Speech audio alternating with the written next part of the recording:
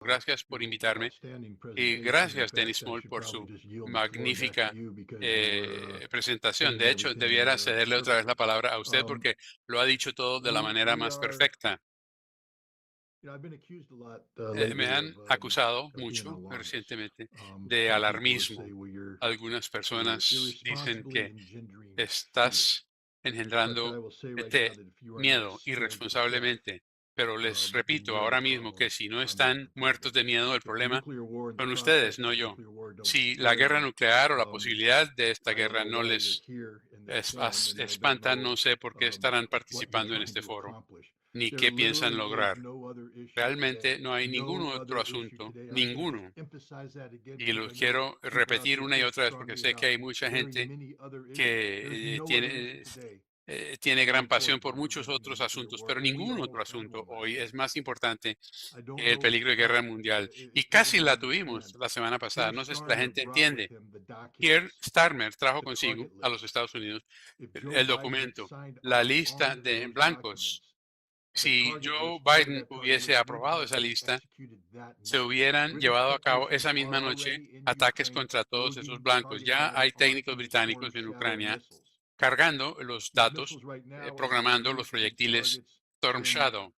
Estos proyectiles se usarían contra la región de Novorossiya, o sea, los anteriores oblasts ucranianos de Kherson, Zaporizhia, Donetsk y Lugansk. ¿Por qué? Porque Ucrania insiste que ese territorio es suyo. Bien, ahora, Crimea también reclaman como propio ese territorio. Está bien. Por eso Rusia no responde iniciando una guerra nuclear cuando se lanzan proyectiles Storm Shadow contra esos objetivos, porque este es un punto debatible. Sin embargo, el territorio ruso afuera de esas cinco regiones es territorio soberano ruso, incuestionablemente, y cualquier esfuerzo por emplear armas suministradas por la OTAN, y no solamente suministradas, sino programadas y planeadas por la OTAN. Porque, como decía Dennis, ¿qué tiene que ver si se lanzan Storm Shadow, etcétera? De hecho, Ucrania ha tenido gran éxito en el en el empleo de drones contra Rusia en su propio territorio. ¿Qué diferencia hay entre el uso de drones y proyectiles suministrados por los Estados Unidos o Gran Bretaña? Pues los drones ucranianos son armas ucranianas dirigidas por el gobierno ucraniano y Rusia se le cobrará esos actos a Ucrania cuando decida hacerlo. Esto son gajes del oficio, de la guerra. Y Rusia y guerra están en un conflicto declarado. Ucrania lo considera una guerra, Rusia le llama una operación militar especial, es cuestión de semántica. El hecho es que están en conflicto entre sí. Ahora, la OTAN dice que no es partícipe en el conflicto. Sin embargo, cuando la OTAN le provee a Ucrania armas que solo pueden incidir en sus objetivos cuando las armas han sido procesadas y programadas por entidades exclusivas de la OTAN, es lo que tienen que entender. No es cuestión simplemente de programar el proyectil Storm Shadow. Hay un elemento europeo, un elemento que hace parte de la OTAN que absorbe información de inteligencia americana y la enlaza con la información cartográfica militar de los Estados Unidos para dar los datos necesarios para programar el proyectil, el Storm Shadow, ya que el Storm Shadow se comunica con GPS, pero no con el sistema comercial. Ese es un canal único que se puede interferir. Emplean los canales militares, que son redundantes y encriptados, y quien los encripta son los Estados Unidos, y usan tecnología secreta que tiene que ser accesada por estadounidenses, no por ucranianos. Ucrania no tiene acceso a esta base de datos. Así que cuando se programa un proyectil Storm Shadow para atacar objetivos en Rusia, lo está lanzando no Ucrania, sino la OTAN. O sea que la OTAN deviene participante activo en el conflicto. Y Keir Starmer, el primer ministro británico, quería que Joe Biden aprobara esta autorización para lanzar proyectiles Storm Shadow desde Ucrania hacia el interior de Rusia. Ese sería un acto de guerra. Si Biden lo hubiera aprobado, eso hubiera sucedido esa misma noche, el viernes 13 de septiembre. Y para el sábado 14 de septiembre estaríamos todos muertos. Y esto es lo que trato de aclarar. Esto no es un juego, no es una broma. Los rusos no están hablando nada más. Vladimir Putin dejó muy claro el jueves, en la víspera de la reunión con Keir Starmer en la Casa Blanca, dijo claramente, si ustedes hacen eso, entrarán a participar activamente en el conflicto y Rusia obrará en consecuencia. El portavoz del Kremlin, Dmitry Peskov, lo recalcó. Dijo que el presidente Putin lo dijo muy claramente, pero no lo suficientemente claramente, porque el viernes de todas formas se llevó a cabo la reunión y el embajador ruso en Venecia, en el Consejo de Seguridad de la ONU, repitió que la OTAN y Rusia estarían en estado de guerra si Gran Bretaña o Estados Unidos aprueban el uso de estos proyectiles en territorio ruso.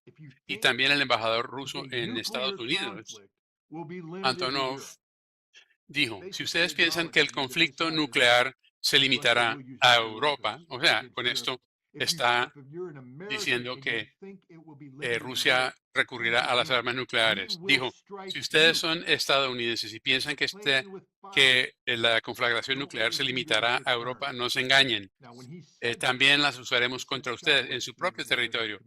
Cuando dijo eso, se creó una onda de choque en los medios oficiales de Estados Unidos y muchos exfuncionarios del gobierno, que si ustedes saben cómo funciona esto, muchos exfuncionarios diplomáticos y de gobierno llamaron a la Casa Blanca. Entonces, uno se pregunta por qué no lo hizo el mismo gobierno. Ese viernes por la noche yo estaba en la embajada rusa, estaba por invitación del embajador para un concierto de de piano con obras de Rimsky-Korsakov y otros compositores rusos. Parte de un esfuerzo del embajador Antonov por mostrarle al pueblo de los Estados Unidos la cultura rusa, tratar de mitigar la rusofobia que se ha propagado por todo el país.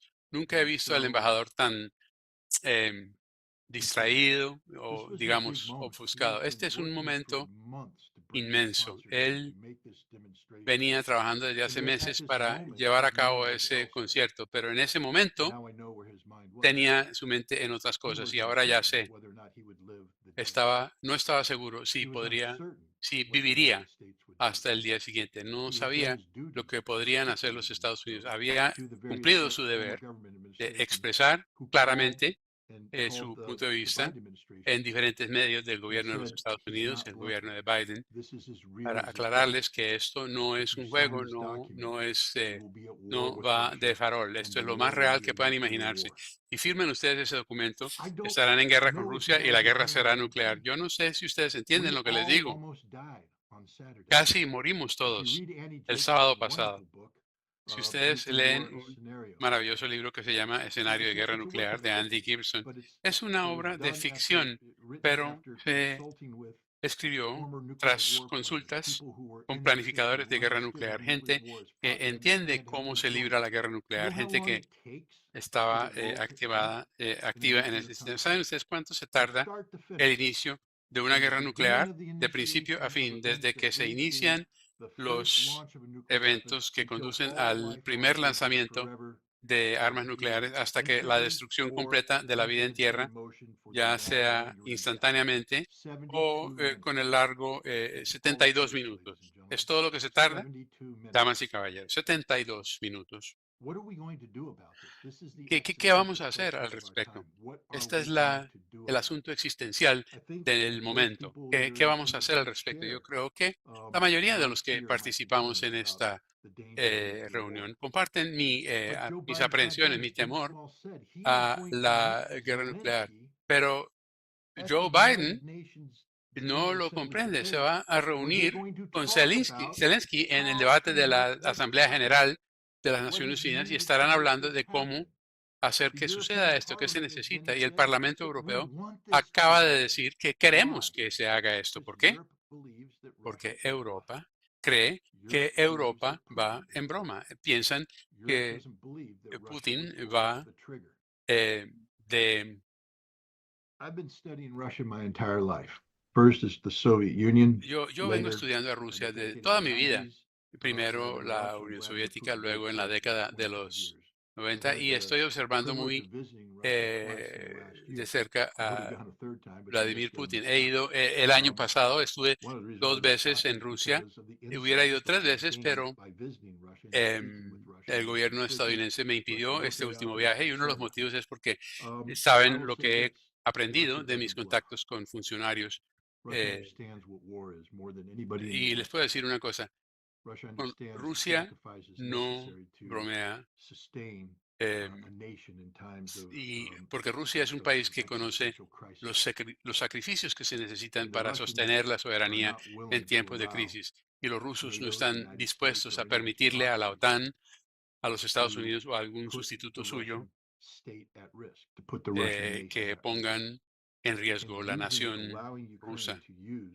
Y permitirle a Ucrania que use sistemas de la OTAN de largo plazo, programados por la OTAN, no es simplemente una ampliación de la capacidad de guerra de Ucrania, le da a la OTAN la capacidad de un primer golpe preventivo. Esto es lo que la gente no entiende, porque si la OTAN puede usar armas ucranianas para atacar objetivos estratégicos en Rusia y luego le puede dar seguimiento con un ataque convencional de la OTAN para decapitar el liderazgo soviético y después de eso una salva de armas nucleares de bajo rendimiento que están incorporadas al plan nuclear de los Estados Unidos. Yo no sé cuánto entienden del ex comandante de las Fuerzas Armadas de los Estados Unidos, quien dice, prefiero el golpe nuclear preventivo. Este es su método preferido de guerra. Y si usted siendo ruso escucha eso y ve cómo la OTAN y los Estados Unidos le dan a Ucrania la posibilidad, la opción de dar ese primer golpe bajo el pretexto de que se trata únicamente de una acción ucraniana y que luego será seguida por acciones de la OTAN y posteriormente un ataque preventivo nuclear, los rusos se preguntarán, pues, ¿qué hacemos? Lo que van a decir es, tenemos que trazar una línea roja. Y ya se trazó esta línea. Eh, tenemos una elección próximamente en los Estados Unidos. Puede ser una de las elecciones la elección más importante de nuestra época, no por el aborto, no por otros temas que mucha gente está hablando, porque si alcanzamos a llegar a estas elecciones, y existe la posibilidad de que no lleguemos, existe la posibilidad de que no pasemos de la semana próxima, incluso, según las decisiones que se tomen, podríamos no despertar mañana. Pero si llegamos a las elecciones, el presidente que sea elegido será el presidente que o nos lleve a la tercera guerra nuclear o resuelva el asunto.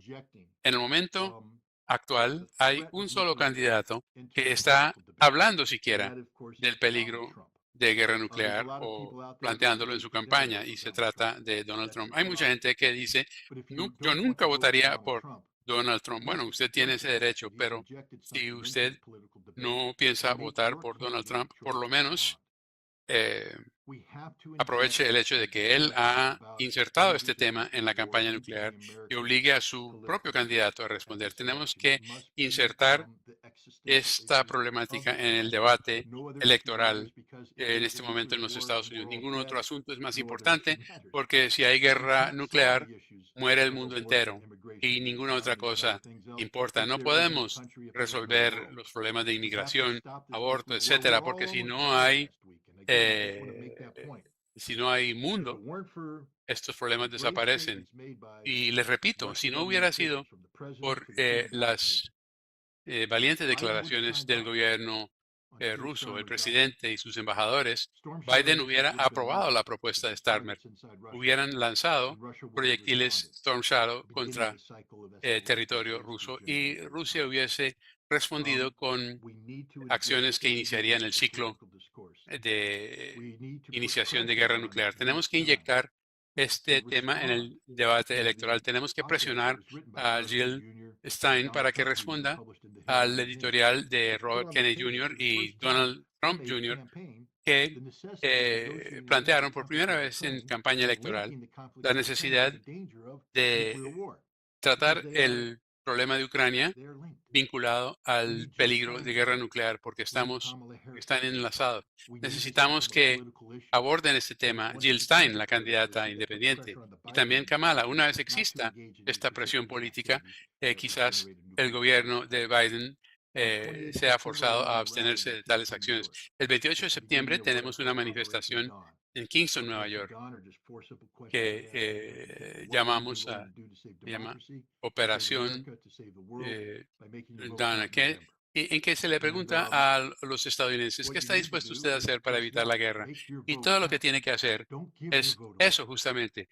No regale su voto, haga que su voto cuente, obligue a sus candidatos a ganarse el voto sobre el tema que se tiene que destacar para ganarse ellos el voto es que aclaren su estrategia para evitar la guerra nuclear. ¿Qué estrategia tienen para establecer la paz con Rusia?